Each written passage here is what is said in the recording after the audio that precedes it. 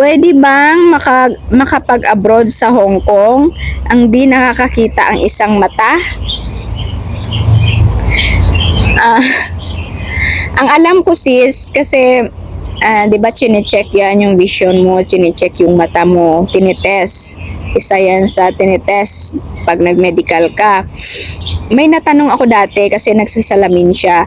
Nung nag-apply ba siya dito, may diferensya ang mata niya. Sabi niya, pag medyo malayo daw hindi clear, hindi niya nakikita masyado. So nagpalagay daw siya ng salamin bago siya pumunta dito. Sabi ko sa kanya, okay lang ba na pumunta dito yung yung malabo ang paningin, ang isang mata? Sabi nila pwede naman daw. Sabi niya, pwede naman daw. Basta nakakakita pa rin ha. Siyempre magtatrabaho tayo dito. Dapat nakikita natin yung ginagawa natin, di ba?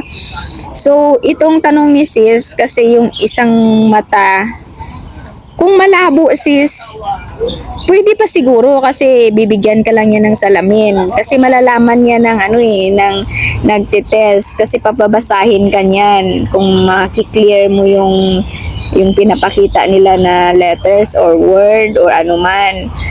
So kung medyo malabo, bibigyan ka lang siguro yan ng salamin. Tapos kung hindi ka naman talaga nakakakita talaga yung isang mata mo, ibang usapan na yun. Pero kung yung mata mo sis, yung isa, hindi talaga nakakakita,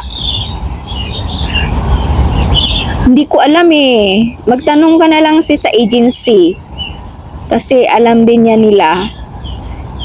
Kasi mahirap naman kasi yung hindi mo talaga nakikita yung object, yung mga bagay-bagay. Kasi hindi basta-basta maging isang isang katulong dito sa abroad, maging isang DH.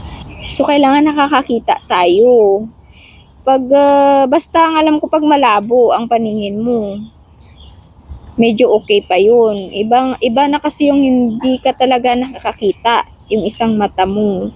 Mas maigi siguro sis na doon ka na lang talaga magtanong sa agency kasi hindi pa ako niya naka-try or nakakita na yung isang mata as in na totally blind. Yung ibig mo sabihin ba ganun? Kasi pag ang ibig mo sabihin malabo lang yung isang mata, pwede pa siguro yun, pwede.